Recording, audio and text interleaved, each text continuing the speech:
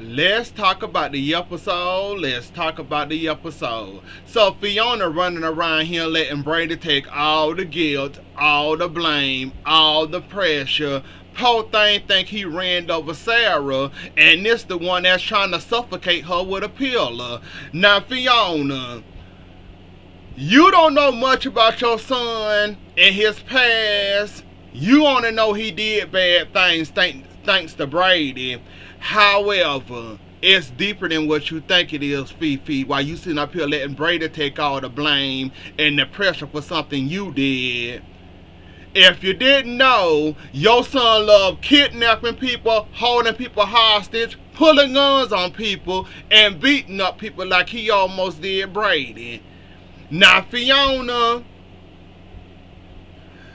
I wouldn't want you as no drunk friend. I'm sorry. Or drunk buddy, drinking buddy, whatever you want to call it. Fiona, I wouldn't want you as now one of them, because if this what this come up to, we drinking, I'm innocent, your ass get behind the wheel and run over your daughter-in-law, and then you sit there and let me take all the blame, the guilt, the pressure, the beat-ups, the prosecution, an enemy finna get a slam dunk on me. Now, most of the time, I wouldn't give Kristen no props, but this is a one time Kristen swung into action. Well, not really, because if Kristen wouldn't have swung into action, I'm thankful for Kristen and I'm not thankful for Kristen.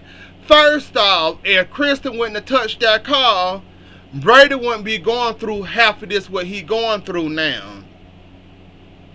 Fiona ass would be locked up and be getting prosecuted and all this, not Brady. It sucks that his drinking friend is about to throw him under the bus and basically hand him to the wolves, the lions, the hyenas, and everything else under the sun. Because her silly behind decided to get behind the wheel and drive. Now Brady was dead behind wrong for drinking, messing up his sobriety like that over Teresa of all people. He got his things, he got his insecurities. I guess that was too much for him. He had to have them drinks. Ain't nobody tell Fiona behind to get behind that wheel. Not only that, she covered up her tracks, and while I'm thankful for Kristen for getting rid of the car, I wish she would have left that car alone. And maybe Fiona can feel half of this what Brady feeling. And I'm not surprised the shock that Xander came in there threatening him with a bat. Who's surprised by that? Xander old past coming back and kicking in strong. Who's surprised by that? Because I'm not. It's just the fact that you know you screwed up. You know you effed up. You gonna sit here and let your drinking friend take responsibility for you running over your daughter-in-law. And Paul Brady don't even much know what's going on. He just trying to take responsibility for something he had no involvement in. He sit up here trying to do the right thing when a person that's supposed to be doing the right thing sit up there letting you take all this responsibility and guilt. And here come EJ yet again, being the fisherman, throwing his bait out, catching another one of his enemies. Because Paulina made the dumb decision to make, of all people, DA to prosecute all his enemies. Here go another enemy lined up for EJ. Unfortunately for EJ not a good DA. Justin talked him out of that, even though he shouldn't even much tried it, but he tried it anyways. He basically tried to do the same thing he did to Tate, and almost got away with it. But unfortunately for him, Justin was there to stop EJ and tell him, yeah, go ahead and do it. Go ahead and try. I promise you will get laughed out of court for lack of evidence thanks to Kristen getting rid of the car. So, yeah, another enemy lined up for EJ, put into the chamber ready to shoot out. I just don't understand it. And Fiona, while you sitting up here thinking you in the clear, I hope Sarah get her memory back. I'm hoping and praying she get her memory back, because this has gotten out of hand at this point. You sit up here got to get this boy beat up for his life for something he ain't even much do. You sit up here about to have this boy prosecuted, thrown in jail for however how many years, and you sitting up here about to suffocate this poor girl with a pillow. It's just like, Fiona, when are you gonna get the balls to tell the truth at this point? When are you going to step in before I get too far? When are you going to stop the bleeding?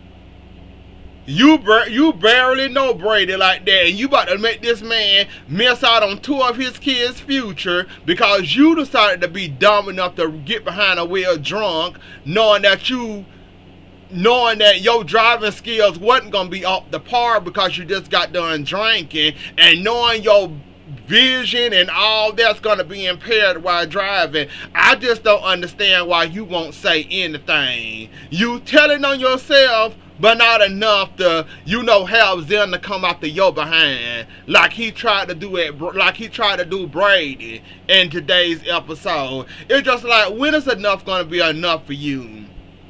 You see Xander coming at Brady full swing, including with a bat.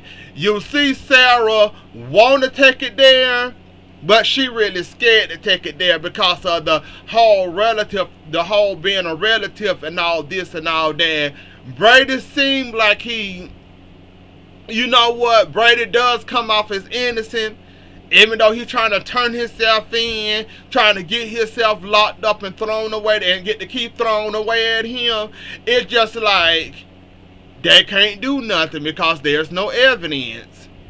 The one that should be opening her mouth and telling on herself is not doing enough. It's just like Brady about to take it all, and you sit up there acting like you all innocent. No, don't go after Brady. What if Brady wasn't doing this? What if Brady wasn't doing that? It's just like, it hurts you that you got this man about to risk his whole future, life, and his, future of his kids, and it's just like you don't care. Just as long as the truth don't come out, you can care less what happened to Brady. And Fiona, you are a nasty human being for that. I don't know why you just won't go ahead and admit it and take your guilt for it, or take whatever happened to you. I just don't understand why you just won't say anything. So what if you lose Brady? So what if you lose Xander? Who cares? But to sit there and let this man take all this, and you sitting back taking care of the same person you ran over, trying to suffocate her with a pillow, running around here taking care of this woman like you actually care about Sarah, and you the main reason why she, in her condition she in now, can't walk in a wheelchair, is very sickening, even for you. And sooner or later, Sarah gonna remember. She already clear, and I just don't understand why Sarah, you saw the person behind the wheel, but you didn't clear Brady for Xander. You specifically told Marlena, I don't see Brady behind the wheel. Why didn't you tell Xander and Fiona this? Why would you leave that detail out? You go out there, oh no, I didn't see him. It was all blurry. I couldn't see him. It was dark. The lights was in my face. Oh, I couldn't see nothing. The main part you should have told them was, I didn't see Brady behind the wheel. For your crazy husband want me running around here with no bag, trying to hurt somebody, trying to get his silly behind locked up for it. But I don't know why you left that one detail out. Out of all the things you could have said, I don't see Brady behind the wheel. I see somebody else behind the wheel. If you didn't say anything at all, that one piece would have been more than important than what you said out there, other than the bullshit you said out there. But you left that part out. So it's obvious you know how your husband is, and you know he a crazy nut, but you don't care. If you want to take it there, take it there. But to leave that one part out, it's kind of strange and kind of weird to me. You trying to figure out who the hell hit you, but the most important detail of it all, and you know how Xander acting and running around here like a crazy person, but you didn't tell him, look, I didn't see Brady behind the wheel, so leave Brady alone. Maybe we can find the driver who did it, but it wasn't Brady. But you left that part out, so good riddance to that. Holly,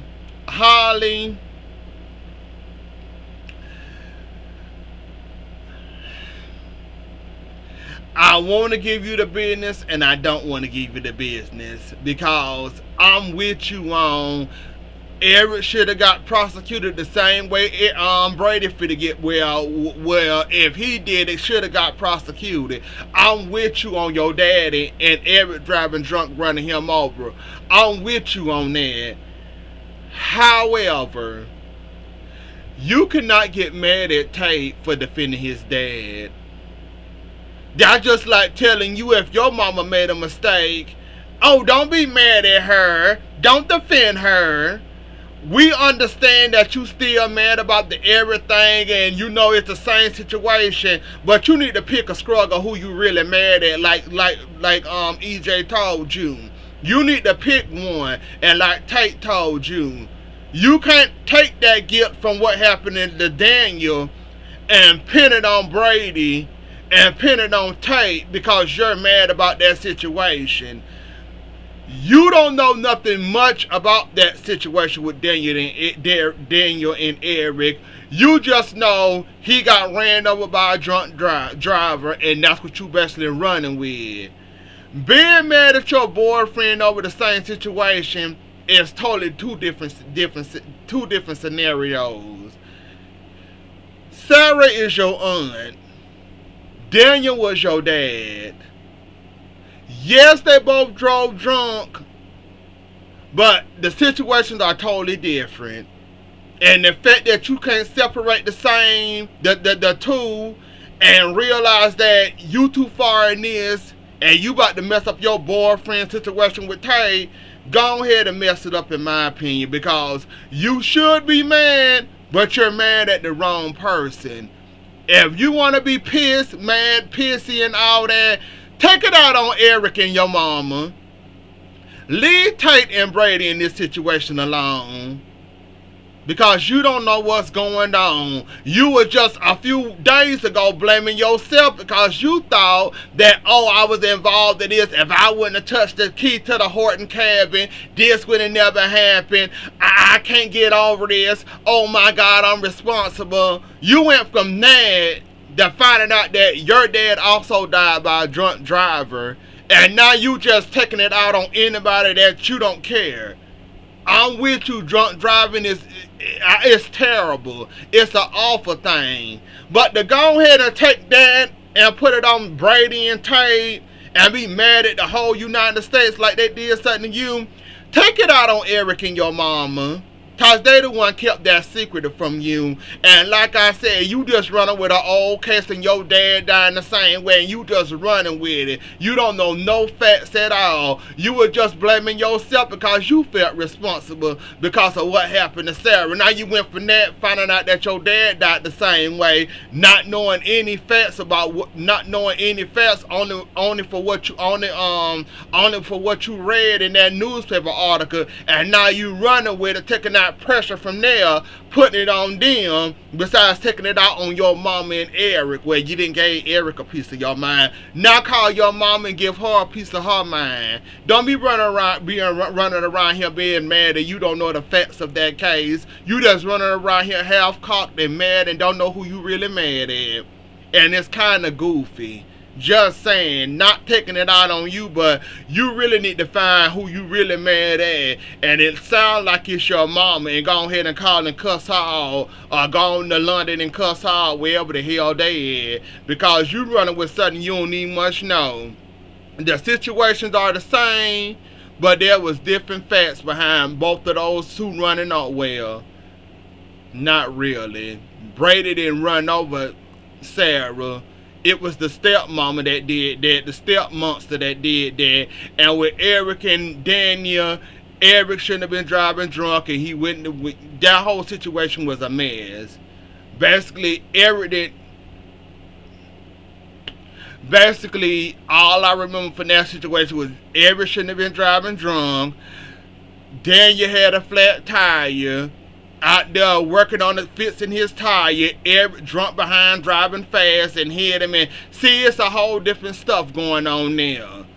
Two different, the same scenario, but different the ways it happened. So yeah, you need to go ahead and take that on out on who you really pissed and mad at, Holly, and get the hell out of it. EJ and Stephen. Now, when this whole Gabby slept with EJ situation happened, I knew EJ was going to be very, very, very petty. It wouldn't be EJ if he wouldn't be petty. EJ, if I was you, while you running around here mad and miserable that you done lost your child that you thought you had and lost your wife in the same breath, and while you running around here mad at the whole Salem and mad at Stephen for something you kept the secret, what you need to be doing is going to talk to somebody and getting yourself some help. While you running around here being miserable at the world and want everybody else to be miserable with you. If I was you, I'd leave the whole Gabby, y'all two sleeping together thing alone, because Stephen already then gave you a piece of it. You do not want another piece of that, EJ, while you running around here trying to be petty, thinking you smart, throwing that in that man's face. We already know you miserable, and you blame Gabby and Stephen for your life blowing up when you blew your whole life up yourself, trying to take somebody else's child that wasn't yours, trying to hold on to a woman that you knew you couldn't hold on. You did that to yourself, sir. Be miserable in your own pit up. Be miserable in your own pitiful tears. Don't be sitting around here trying to take everybody down with you because you miserable. And Gabby, you gave Crazy Connie everything she wanted and more. You fool. If you don't realize it, you did exactly what she wanted you to do.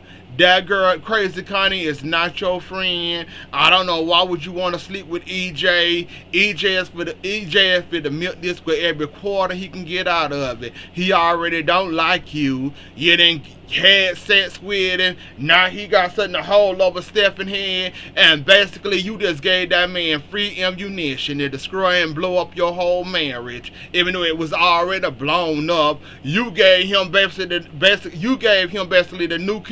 nuclear weapon that's going to really implode your whole marriage. And listening to a crazy bat lady over here that's talking to a poster of a man that she thought she was going to be with, but Lee specifically told her, I don't want you. But she taking the grudge out on Gabby and Ava, and she basically gave you the ammo, and you basically loaded up the gun and started shooting like a crazy person. I don't know why you want to sleep with EJ. I don't know what you was thinking about there.